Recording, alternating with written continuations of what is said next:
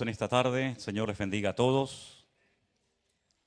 Queremos dar la bienvenida a todos los que están aquí, especialmente a las visitas. Me han dicho que hay personas que vienen de Sevilla, también hay algunas personas nuevas que son de aquí de Tenerife. A todos los que están conectados en este momento, de diferentes partes del mundo, a nuestras congregaciones en muchos lugares, a todos le damos la más cordial bienvenida. Estamos muy contentos y muy agradecidos con nuestro buen Dios por darnos una vez más la oportunidad de poder reunirnos. ¿Cuántos dicen amén? Aleluya, gloria a Dios. Después estaremos orando por algunos hermanos que mañana emprenden viaje porque se van unos días antes para poder estar en nuestro Congreso Internacional en los Estados Unidos, ahora el mes de marzo. Ellos se van un poquito antes para preparar algunas cosas por allí. Entonces después oraremos por ellos para que el Señor les acompañe y para que todo vaya bien. Tenemos muchas peticiones de oración, la mayoría de ustedes ya las conocen perfectamente. Sobre todo orar por las iglesias, por los pastores, por sus familias, por los viajes que tienen que realizar en muchas ocasiones, viajando horas, viajando de un lugar a otro para poder atender a todas las iglesias, a todos los hermanos. Recuerden también siempre tener presente en oración a Pastor Alberto, su esposa Damaris. Ayer estuve hablando con ellos, están muy bien. Mandan saludos, gracias al Señor. El pastor Rey se quedó en Fuerteventura, al frente de las dos iglesias que tenemos allí. Y también, pues, los informes, las noticias son agradables, son buenas, hay paz en el campamento. Así que damos gracias al Señor por todo eso. Así es que, hermanos, no dejen nunca de orar por las diferentes congregaciones, ya digo, los pastores, para que el Señor ponga paz y para que todo marche bien conforme a la voluntad de Dios. No vivan una vida, digamos, como espectadores, ¿verdad?, viendo lo que hacen otros, sino de alguna manera también participando, apoyando, colaborando con todo lo que el Señor está haciendo, porque es el cuerpo de Cristo lo que está siendo bendecido y todos formamos parte de ese cuerpo. Amén, hermanos. Voy a pedir a los niños que ya pueden pasar a sus respectivas clases de la escuela dominical. Los demás nos vamos a quedar aquí en esta tarde y damos muchas gracias al Señor también por las maestras, los hermanos que siempre cuidan de los niños para que puedan estar atendidos recibiendo la palabra del Señor. Aleluya. Vamos a orar en esta tarde, poner este tiempo en las manos de nuestro buen Dios, que podamos disfrutar de la palabra, que podamos aprender todo lo que el Señor tiene preparado para nosotros en el día de hoy y que seamos edificados y fortalecidos en la fe por medio de la palabra del Señor. Oramos. Padre Celestial, muchas gracias por este privilegio y este placer que nos das de poder abrir tu palabra, reflexionar en torno a ella. Pedimos también que abras nuestros corazones, nuestras mentes, nuestros oídos, para que podamos, Señor, entender tu palabra y ponerla en práctica. Ayúdanos, Señor, a estar atentos, como dice tu palabra, con sumo respeto, con temor y temblor. Abrimos tu palabra sabiendo que tú siempre hablas por medio de ella. Bendice nuestras vidas. Y a partir de ahora, Señor, que seas tú ministrando a nuestros corazones. Te lo pedimos unánimemente en el nombre de Jesús. Amén y amén. Quiero ponerles en las pantallas de la iglesia 3 porciones bíblicas, 3 pasajes diferentes, porque la historia de la cual vamos a hablar ahora, que por supuesto está en la Biblia, faltaría más. Si ustedes quieren profundizar más en esta historia, en las lecciones espirituales que podemos extraer de ella, toda la información la encuentran en Segunda de Reyes, el capítulo 18 y el capítulo 19. Digo esto porque hay mucha gente que a veces le gusta tomar nota, pues ahí lo tienen. Esta historia también pueden encontrar mucha información en el capítulo 32 del libro de Segunda de Crónicas, que dicho sea de paso, en la Biblia hebrea es el último libro del Antiguo Testamento, no Malaquías. Y también en los capítulos 36 y 37 del profeta Isaías, ustedes pueden encontrar toda la información referente a esta historia de la cual vamos a reflexionar en esta tarde. Lo que vamos a hablar sucedió hace más de 2700 años. Algunos podrían preguntarse, ¿y qué podemos nosotros aprender hoy en día de una historia tan antigua? 2700 años. Bueno, ustedes van a comprobar en esta tarde, con la ayuda del Señor, que la Biblia no caduca, la Biblia no envejece. Los personajes, los lugares, las historias son antiguas, pero al mismo tiempo también actuales, repletas, cargadas de tremendas enseñanzas para nuestras vidas. No se escribe, no se publica una Biblia cada 10 o 20 años para renovar lo que está escrito en ella, sino que lo que leemos hoy en día se ha leído a lo largo de la historia, y como es la palabra de Dios, es un libro vivo, no importa que tenga miles de años lo que leemos, lo importante es que Dios nos está hablando e instruyendo por medio de sus páginas. Amén, hermanos. Ahora bien, en esta historia vamos a aprender varias cosas fundamentales. Primero, a mantener nuestra fe en medio de la presión. Los cristianos tienen que aprender a vivir en todas las circunstancias habidas y por haber. No solamente regocijarse y alabar al Señor cuando parece que el viento sopla a favor, sino que cuando estamos siendo probados, cuando estamos bajo presión, tenemos que mantener nuestra fe. Y en esta historia vamos a ver cómo un rey llamado Ezequías fue capaz, en medio de un ataque despiadado por parte del imperio asirio, de mantener su fe y su plena confianza en el Señor. Después vamos a leer algunas palabras que él le dio al pueblo, cargadas de fe, cargadas de una confianza en el Señor total y absoluta. Pero hay algo que también vamos a ver en esta historia, en esta tarde, y es la realidad del mundo espiritual.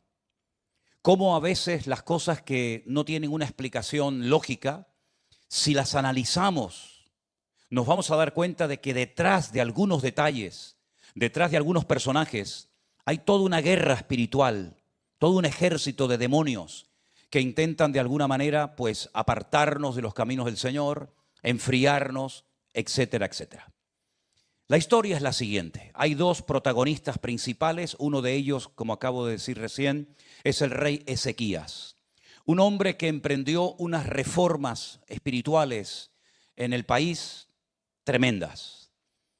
Él heredó un país hecho pedazos. Fíjense ustedes que el templo de Jerusalén, estaba cerrado. Lo habían llenado de inmundicia, de ídolos, y ya no estaba funcionando. Los sacerdotes, los levitas, que eran los que tenían que trabajar en las funciones del templo, por así decirlo, estaban en paro. Ya no ejercían sus funciones sacerdotales desde hacía mucho tiempo, muchos años. Y él lo que hace es volver a poner en funcionamiento el templo con todo lo que eso conlleva. Dice la Biblia que una de las cosas que él dijo es que limpiaran, que sacaran toda la inmundicia, toda la basura del templo. Y cuando lo hicieron, pues él se dio cuenta de que el templo necesitaba de un personal, que eran los levitas, los sacerdotes, para poder poner aquello en funcionamiento. Y él lo hizo. No solamente eso, sino que se dedicó a quitar todos los ídolos que se habían ido acumulando y tomando posesión, sobre todo de la ciudad de Jerusalén, durante su época. Fue un hombre que fue muy usado, muy bendecido por el Señor. Él sube al trono cuando tiene solamente 25 años de edad, pero es un hombre que en un momento puntual de la vida contrae una enfermedad que le va a producir la muerte, y de hecho el profeta de su época, que es el profeta nada más y nada menos que Isaías, va y le dice que se prepare porque va a morir.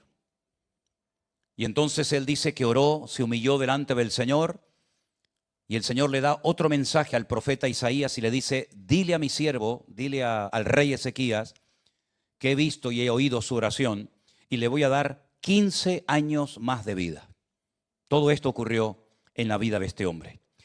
Recientemente, como saben ustedes, hemos estado en Israel, y los últimos días generalmente los pasamos en la ciudad de Jerusalén, y llevé al grupo por unos túneles subterráneos que los mandó a construir precisamente este rey del cual estamos hablando en esta tarde, el rey Ezequías. Él sabía perfectamente que en cualquier momento el enemigo podía atacarlo. Y una de las cosas que se hacía en aquella época, que daba muy buenos resultados, dicho sea de paso, era cortarles el suministro de agua a las ciudades. De esa manera, tarde o temprano, se rendirían o terminarían todos muertos de sed. Entonces lo que él hace es que emprende una labor titánica y manda a construir un túnel subterráneo de más de 550 metros de largo. Túnel que se puede visitar en el día de hoy. Tiene varias ramificaciones. Una parte, digamos, seca, por donde ya no circula el agua, y otra parte por donde, no sé por qué, a muchos hermanos les gusta caminar, que les llega el agua hasta las rodillas y depende de la altura de algunas hermanas que suelen ser muy bajitas, pues más arriba de la cintura. Una hermana muy pequeñito, lo digo como muy pequeñita, como una anécdota, me dijo: pastor, ¿usted cree que puedo pasar por el túnel de agua? Y yo la miré y le dije: ¿usted sabe nadar, hermana? Dice: no, es que me han dicho que llega a la cintura. Digo: sí, en una estatura normal sí, pero en el caso suyo probablemente le llegue al cuello. Es curioso que en la ciudad de Jericó, que no hay mar, todas las tiendas tienen docenas y docenas de flotadores en las tiendas, y nos preguntamos muchas veces, ¿cómo es posible que en pleno desierto todas las tiendas de Jericó vendan flotadores? Todavía no hemos obtenido una respuesta coherente. Tal vez están esperando otro diluvio, vete tú a saber, ¿no? Pero él fue el que hizo el túnel, y fíjense, realmente es algo increíble. No lo hicieron, digamos, cavando todos en la misma dirección, sino que un grupo de obreros de derecha a izquierda comenzó a cavar a pico y pala. Todavía se pueden encontrar y ver algunos objetos que se utilizaron para romper la piedra, la roca viva. Y otro grupo comenzó a cavar, digamos, de izquierda a derecha. Y se encontraron. ¿Cómo lo hicieron? Es todo un misterio. Más de 2 años y medio estuvieron estos dos grupos de obreros, unos de izquierda a derecha y otros de derecha a izquierda, hasta que se encontraron. Y hay un lugar en el túnel donde haces una parada y le indicas al grupo: aquí fue donde se encontraron estos obreros. Yo estuve leyendo un poco y la cantidad de túneles que se han hundido en los últimos años es realmente increíble. Pero sin embargo, este túnel tiene más de 2.700 años y aún se puede caminar por él. En medio de todas estas reformas, en medio de este despertar espiritual que estaba experimentando el pueblo, recibe un ataque terrible. Y es aquí donde entra el otro protagonista de la historia. Un rey asirio, no sirio, que es otra cosa, un rey asirio llamado Senaquerib. Un tipo, y cuando digo tipo no me refiero, no hablo en plan despectivo, sino que tipo es una figura literaria que prefigura a alguien, ¿verdad? Él fue un tipo del anticristo. Anticristo que aparecerá, como bien saben ustedes, en los últimos tiempos. Porque sus estrategias, la forma como opera, la forma como intenta alcanzar sus objetivos, se va a parecer mucho a lo que el anticristo intentará en los últimos tiempos, precisamente contra la misma ciudad de Jerusalén. El rey Senaquerib, el rey de Asirio, antes de proponerse atacar Jerusalén, escuchen bien este dato, es impresionante, destruyó a 46 ciudades y la última que le quedaba en la lista por alcanzar era Jerusalén. Es decir, el récord de victorias era increíble. No perdió nunca ninguna batalla. Después de 46 victorias consecutivas, la guinda del pastel, el último objetivo por alcanzar, era la ciudad santa de Jerusalén, donde estaba el templo y donde Dios había puesto su gloria. Movilizó a miles y a miles y a miles de soldados. Tenía el ejército más poderoso y entrenado del mundo. La capital de su imperio era, como bien saben ustedes, Nínive. Una ciudad poderosa, una ciudad hermosa, una ciudad grandísima. Y entonces lo que este hombre es, antes de atacar, envía unos mensajeros para que le digan al rey que se rinda. Que no tiene ningún sentido estar defendiendo una ciudad que desde el punto de vista del rey Senaquerib estaba más que derrotada. La Biblia dice que algunos mensajeros de la ciudad salieron a encontrarse con los mensajeros del rey Senaquerib, y cuando hablan con ellos, los mensajeros del rey Ezequías le dicen: vamos a hablar en el idioma de los caldeos para que la gente que nos está escuchando no entienda lo que ustedes me están diciendo a mí. Sin embargo, los mensajeros de Senaquerib eran tan arrogantes, estaban tan seguros de la victoria que dicen: de eso nada. Vamos a hablar, dice el texto, en judaico. Vamos a hablar en hebreo para que todo el mundo sepa, y dice que comienzan a dar gritos y a decirle a la gente: ríndanse. ¿Acaso alguna nación, acaso algún país, alguna ciudad se ha podido defender de mi ataque? Todas han caído. Ya llevo 46 victorias consecutivas. No confíen en vuestro rey Ezequías porque os miente. Ningún Dios ha podido salvar a ningún país y el vuestro tampoco. Y entonces dice que hace algo terrible. Dice que comienza a blasfemar el nombre de Dios. escribe unas cartas y esas cartas se las entregan estos mensajeros al rey Ezequías, y el rey Ezequías hace algo tremendo. Dice que coge estas cartas, se va al templo de Dios, se postra en el suelo y le dice al Señor: Señor, mira lo que nos están haciendo. Mira las amenazas, mira lo que nos están tratando de hacer, destruirnos a nosotros, nuestros hijos, nuestros animales, nuestra ciudad, tu templo, tu casa. Señor, ayúdanos. Las oraciones del rey Ezequías, la verdad es que son maravillosas. Deberíamos de aprenderlas de memoria para saber orar adecuadamente en tiempos de crisis y en tiempos de presión. Pero cuando él sale de la presencia del Señor renovado y fortalecido, le dirige al pueblo estas palabras. Segunda de Crónicas, capítulo 32, versículo 7. Las palabras del rey al pueblo. Esforzaos y animaos, no temáis, ni tengáis miedo del rey de Asiria, ni de toda la multitud que viene con él, porque hay más con nosotros que con él. Con él está el brazo de carne, mas con nosotros está Jehová nuestro Dios, para ayudarnos y pelear nuestras batallas. Y el pueblo tuvo confianza en las palabras de Ezequías, el rey de Judá. ¿Cuántos dicen amén? Tremendo. Ahora me llama muchísimo la atención que no solamente ora, no solamente se fortalece en el Señor, sino que también busca palabra de Dios. Hace una sana combinación entre la oración y la palabra. Y ustedes saben que en aquellos tiempos la palabra, quien la tenía era el profeta. Isaías es el profeta de su época y él va y le habla al profeta Isaías y le dice: ¿qué dice el Señor acerca de este ataque? Y quiero leerles las palabras textuales que el profeta Isaías le da al pueblo y al rey Ezequías. Se encuentran en Isaías capítulo 37, versículo 33. Presten atención a estas palabras tremendas que se cumplieron literalmente al pie de la letra. Dicen lo siguiente: por tanto, así dice el Señor acerca del rey de Asiria: no entrará en esta ciudad. Punto. No entrará en esta ciudad, ni arrojará saeta en ella.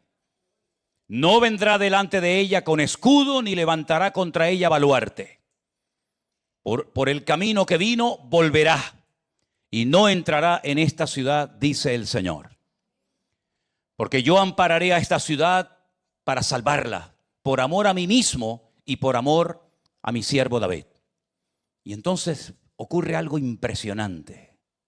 Salió el ángel del Señor y mató a 185,000 del campamento de los asirios. Y cuando se levantaron por la mañana, he aquí que todo eran cuerpos de muertos. Entonces Sennacherib, el rey de Asiria, se fue e hizo su morada en Nínive. Y aconteció que mientras adoraban el templo de Nisroch, su dios, sus hijos Adramelech y Sarecer le mataron a espada y huyeron a la tierra de Adarat, y reinó en su lugar Esarhadón, su hijo. ¿Cuántos dicen amén? Hermanos, impresionante lo que pasó ese día. El Señor dijo: no, este hombre viene con soldados, este hombre viene con una fuerza terrible, pero yo he dicho que no entrará, y no entró. Qué importante es que nosotros entendamos que nuestro Dios es el que tiene todo el poder y toda la autoridad en el cielo, en la tierra y aún debajo de la tierra. Ezequías no dijo: bueno, ahora me toca a mí. Ya han caído 46 ciudades, ahora lamentablemente me toca a mí. No, él ni negocia con el enemigo, ni se resigna a una derrota, sino que actúa en consecuencia. Primero dice la Biblia que ora, se humilla delante del Señor. Segundo, busca palabra por medio del profeta Isaías. Y finalmente, con esta fortaleza espiritual, se atreve a decirle al pueblo: tranquilos, hermanos, esfuércense, no tengan miedo, porque más son los que están con nosotros que los que vienen contra nosotros.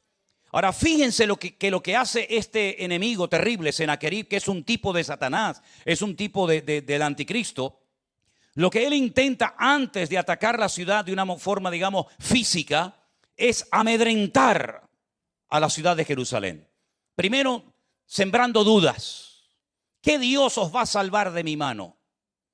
Mediten, reflexionen. Ya he ganado a 46 ciudades. Todas tenían sus ídolos y sus dioses. ¿Ustedes creen que vuestro Dios es diferente a los demás dioses que yo he derrotado? Intenta sembrar duda. Intenta sembrar tristeza, desánimo y también desconfianza, no solamente hacia Dios, sino hacia el liderazgo que en aquel momento estaba gobernando la ciudad, como era Ezequías y todos los que estaban con él. La palabra del Señor nos enseña que la misma ciudad de Jerusalén en los últimos tiempos va a querer otra vez ser atacada y destruida, pero en este caso no por un rey asirio, aunque curiosamente hay varios pasajes en el Antiguo Testamento que dicen que el asirio volverá otra vez a levantarse para intentar destruir la ciudad de Jerusalén. Sea como sea, la palabra del Señor nos dice lo que va a suceder. Esa noche, un ángel, uno solo, no hacía falta más, un ángel del Señor, un enviado de Dios, descendió del cielo y dice que mató a 185,000 soldados asirios. Y el rey de Asiria quedó humillado y tuvo que huir a su ciudad, donde murió por mano de sus hijos mientras adoraba a su Dios falso. En los últimos tiempos la Biblia dice que cuando la ciudad de Jerusalén vuelva a ser atacada y el anticristo llegue hasta el monte de los olivos, que está enfrente de Jerusalén, descenderá del cielo el enviado del Padre, el Cordero de Dios que quita el pecado del mundo. Y dice que pondrá sus pies sobre el monte de los olivos, y el monte de los olivos se parte, y entonces es cuando todas las naciones de la tierra ven la gloria del Señor, y todos tienen que doblarse y postrarse y adorar al Rey de Reyes y al Señor de los Señores. En otras palabras, mis queridos hermanos, sí, fuertes aplausos a él si quieren.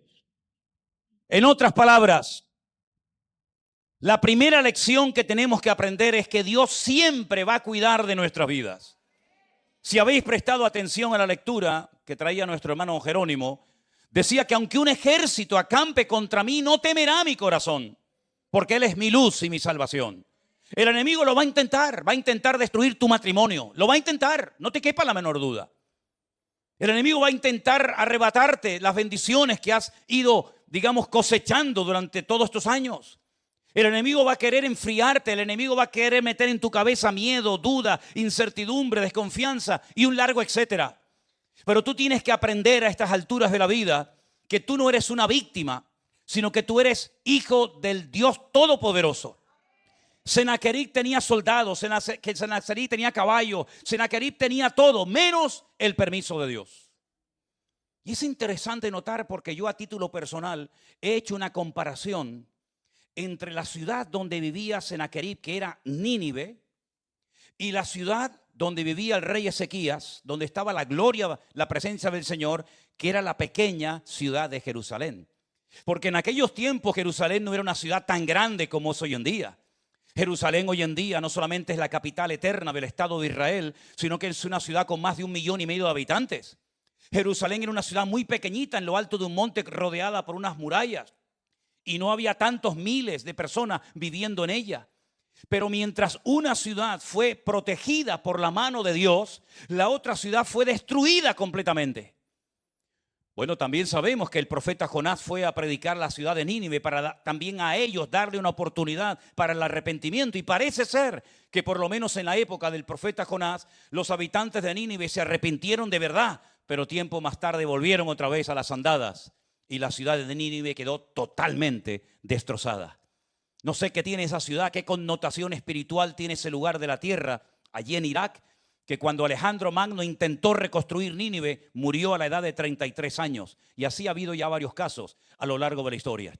Pero fíjense, mientras una ciudad donde estaba la gloria y la presencia del Señor, donde se oraba, donde había palabra, fue bendecida, protegida y cuidada por el Señor, la otra ciudad llena de ídolos, aunque era enorme y poderosa y rica, fue totalmente destruida. Y si piensan ustedes que estas cosas solamente ocurrían en el pasado, nada que ver. Los tiempos sí son diferentes, los nombres, los países, las ciudades, pero la actitud, el mundo, la guerra espiritual sigue siendo exactamente igual. Donde se le da lugar a Dios, donde se ora, Aunque no haya perfección, porque no va a haber perfección en ninguna parte, pero donde se ora, donde hay un respeto a Dios, donde la palabra se valora y se tiene en cuenta, hay bendición. Pero donde se quita y se desplaza a Dios, lo que queda es destrucción, desolación, tristeza, ruina y muerte. Y si no, miren por ejemplo los últimos 60 años, lo que ha pasado en Israel. Un país que hasta el otro día no existía. No existía. Su población había sido expulsada de su tierra por más de 2000 años. En ninguna parte los querían. Aquí los mataban, allí los humillaban, aquí los expulsaban. Pero después de casi 2000 años de exilio, lograron ir a su país. Y en 60 años han convertido el desierto en un oasis. Y muchísimas cosas que utilizamos hoy en día de la tecnología viene y procede de ese lugar, donde el 88% de los premios Nobel que ha habido a lo largo de la historia, todos son de origen israelí o judíos. Un país que no tenía carreteras, un país donde la gente moría de malaria, un país donde Mark Twain en el siglo XIX la visitó y dijo: es imposible vivir en este lugar, esto es un páramo, solamente hay gente enferma, malaria, mosquitos y bichos por todas partes. Y vayan hoy en día, por ejemplo, a la ciudad de Tel Aviv, una ciudad que no tiene nada que envidiarle a Manhattan, a Nueva York o a Singapur o a cualquier parte del mundo. Un país que ha enfrentado ya 7 u 8 guerras. Pero en estos últimos 60 años un sector, un remanente ha orado, ha pedido a Dios su bendición, han buscado la palabra de Dios y es un país sin petróleo, es un país sin grandes recursos naturales como otros países del mundo. Pero sin embargo es un país del cual habla todo el mundo. Y solamente en estos últimos 60 años ha surgido prácticamente de la ceniza cual ave fénix. Miren, por ejemplo, Cuba. ¿Qué ha ocurrido en los últimos 60 años? ¿Ha ido a mejor? ¿Ha habido bendición? ¿Ha habido prosperidad? Es una lástima ver una ciudad tan hermosa, una isla tan preciosa, que podrían vivir como ricos y que tienen recursos naturales tremendos, está hundida en la más absoluta miseria. ¿Por qué? Porque mientras en un lugar se ora, se respeta y se tiene en cuenta la palabra de Dios, en otro lugar le dieron una patada a Dios y lo echaron hace muchos años de ese lugar. Y las consecuencias a corto y a largo plazo, en lo natural y en lo espiritual, son tremendamente evidentes. Creo que merece la pena seguir y adorar y honrar y obedecer al Rey de Reyes y al Señor de los Señores, porque Él bendice y es galardonador de los que le buscan. Y creo que es un disparate y una auténtica temeridad cuando nos creemos sabios en nuestra propia opinión y echamos a Dios de las universidades y echamos a Dios de los congresos y echamos a Dios de las escuelas y nos creemos superiores a Dios, pero al final lo que hacemos es el ridículo y se cumple lo que dijo el Señor: separados de mí nada podéis hacer. ¿Cuántos dicen un fuerte amén? Aleluya. Ezequías se la jugó delante de Dios. Ezequías le dijo al Señor: Señor, mira sus amenazas. No tenemos, humanamente hablando, capacidad militar ni de ninguna índole para poder frenar y neutralizar y destruir al ejército más poderoso del mundo. Hermanos, a Siria nadie le pudo parar los pies, solamente Dios. Era una nación indestructible, arrogante, soberbia. Las barbaridades que hacían cuando derrotaban a una ciudad, a un país, son indescriptibles. Sin embargo, fueron humillados porque hubo un hombre que oró al Señor, clamó a Dios. Y la Biblia dice: clama a mí y yo te responderé y te enseñaré cosas grandes y ocultas que tú no conoces. Si trasladamos todo esto a nuestro tiempo actual, creo que sería bueno que leyéramos 2 de Corintios capítulo 10, donde encontramos unas palabras que nos van a venir muy bien cuando estemos bajo presión, cuando estemos pasando por luchas, por pruebas, por dificultades. 2 de Corintios capítulo 10, versículos del 3 en adelante nos dicen así: que aunque andamos en la carne, no militamos según la carne. Porque las armas de nuestra milicia no son carnales, pero son poderosas en Dios para la destrucción de fortalezas. Aleluya. Derribando argumentos y toda altivez que se levanta contra el conocimiento de Dios y llevando cautivo todo pensamiento a la obediencia de Cristo Jesús. ¿Saben lo que hizo Sennacherib? Quiso controlar al pueblo bombardeando con dudas, con miedo, la mente del pueblo. Si el enemigo logra controlar tu mente, controla todo tu ser. Porque alguien dijo que somos lo que tenemos aquí en la cabeza. ¿Se acuerdan ustedes cuando, ya es otro tiempo, otra historia, cuando volvieron del cautiverio? Porque finalmente sabemos, no en la época de Sennacherib, sino más adelante en la de Jeremías, que la ciudad finalmente fue destruida. Cuando ellos vuelven del cautiverio después de haber estado 70 años fuera de su tierra, comienzan con entusiasmo y con alegría a reconstruir el templo, las murallas, la ciudad, etc. Pero hay un momento que se paran. Y cuando aparece por allí otro profeta de la época llamado Ageo, les dice, ¿por qué la casa de Dios está abandonada? ¿Por qué ha parado la obra? ¿Por qué llevan 15 años sin poner ni un ladrillo en el templo de Jerusalén?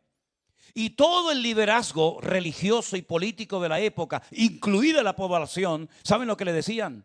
Es que no ha llegado el tiempo. ¿No ha llegado el qué? No ha llegado el tiempo de construir la casa de Dios. Y entonces comienza a argumentar el profeta Ageo y le dice, ¿no os dais cuenta que sembráis mucho y cosecháis poco? ¿No os dais cuenta que ya no llueve como llovía antes? ¿No os dais cuenta que vuestros animales no son tan fuertes y robustos y paren ovejas y cabras como lo hacía antaño el tiempo? ¿No os dais cuenta de que no levantáis cabeza y la economía del país está totalmente arruinado y el país está como petrificado?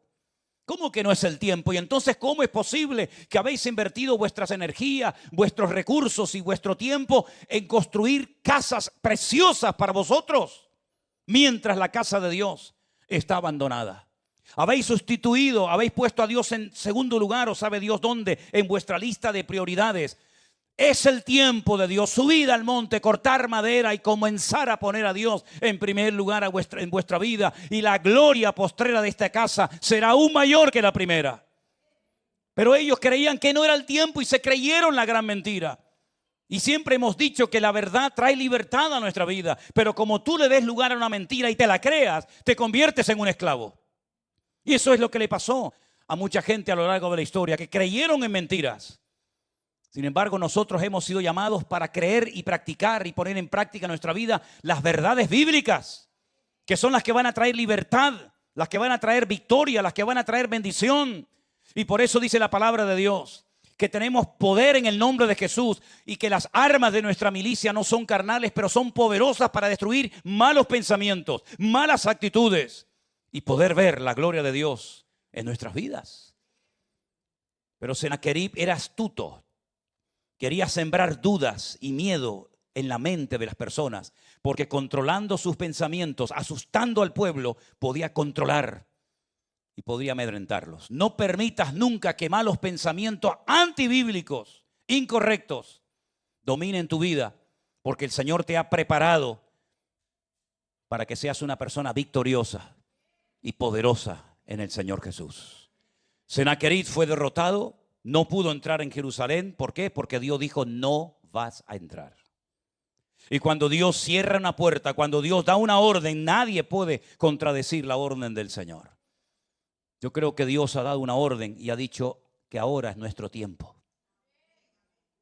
Yo creo desde el año 2020, y lo tengo más claro que el agua, no sé si todos ustedes lo tienen tan claro como yo, pero yo tengo bien claro que Dios ha dicho, ahora es el momento de hacer lo que nunca en tu vida pudisteis hacer. Y ahora vamos a poner la mano en el arado, porque ya no vamos a tener la excusa de que no tengo tiempo, de que no tengo recursos, de que no puedo, de que no tengo lo necesario. Ahora el Señor dice, ahora es tu tiempo y tienes que aprovecharlo antes de que vengan los días malos, dice la palabra de Dios. Y por eso es muy importante que nosotros nos mentalicemos, interioricemos la verdad, que estamos también en medio de un conflicto espiritual sin precedentes. Lo que estamos viendo cada día es simplemente la punta del iceberg de todas las maquinaciones y de la agenda diabólica que intenta destruir familias, que intenta arruinar países. Porque una de las cosas que Sennacherib quiso, y ese fue el detonante de por qué dijo voy a atacar Jerusalén, es porque hay un momento, y esto no lo he dicho hasta ahora, que Ezequiel dijo, no voy a seguir pagándole tributo al enemigo. Porque dice que llegó a arrancar de las puertas del templo todo el oro y toda la plata y se la dio al enemigo para que lo dejara tranquilo. Pero se dio cuenta que cuanto más le daba al enemigo, más demandaba el enemigo de su vida. Y es que siempre es así. El enemigo nunca se va a conformar con las migajas, quiere todo el pan para él. Y es interesante notar cómo Sennacherib quiso controlar la economía del reino. Y estaba empobreciendo al rey hasta que el rey dijo, basta, ya no podemos más. Ya no podemos sacar más oro y más plata. Y tenía que pagarle, hermanos, cientos de kilos de plata y de oro anual al rey enemigo. Y Ezequías dijo, hasta aquí hemos llegado. Y es entonces cuando el enemigo, viendo que no está siendo complacido en sus exigencias, decide atacar Israel y Jerusalén. Llegará un momento en el que tú tendrás que pararte y decir, ni un minuto más al enemigo. ¿Piensas que el enemigo se va a escapar y se va a marchar y se va a rendir rápidamente? Lo va a intentar con toda su fuerza. Pero ya estamos viendo lo que pasó. Oró, se postró delante del Señor, confió en el Señor, declaró la palabra del Señor y el enemigo por el camino que vino, por el camino mismo se fue. Y eso es lo que el enemigo siempre ha intentado hacer en nuestra vida. Cuando no es el pastor, es la iglesia. Cuando no es la iglesia, es el diablo. Cuando no es el diablo, es el frío. Cuando no es el frío, el calor. Y siempre buscamos como algo en lo cual justificar nuestra falta de santidad, de consagración, de servicio o lo que sea. Pero hermanos, es tiempo de que nosotros digamos, basta. Dios me ha llamado para vivir de victoria en victoria y de gloria en gloria y de triunfo en triunfo. Esa es la voluntad de Dios para todos y cada uno de nosotros. No es la voluntad de Dios que sigamos rindiéndole al enemigo pleitesía y prestándole atención a sus suciedades y a sus mentiras. El Señor nos ha llamado para que vivamos una vida ordenada, pura y limpia y de integridad delante del Señor. Claro, el templo tuvo que ser limpiado. ¿Y ahora quién es el templo? ¿Dónde está el templo? Somos nosotros. ¿Está limpio tu templo? Eso es lo que te tenías que preguntar.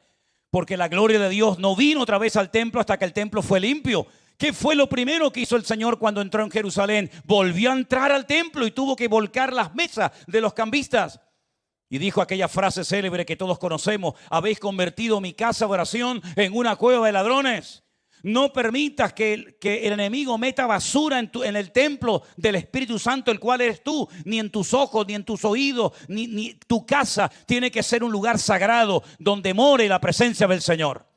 No compartas la bendición con el que no se la merece. No le tires las perlas a los cerdos. Tu casa, tu hogar, tu mente, tu familia tiene que ser íntegramente para el servicio y la consagración del reino de Dios. Y si no eres capaz de controlar ciertas cosas, pues pide ayuda. Ezequías tuvo que pedir ayuda y decir: vayan todos los que puedan a sacar toda la inmundicia del templo. Y entonces dice la Biblia que cuando el templo estuvo limpio, volvió otra vez a funcionar y la gloria del Señor comenzó a manifestarse.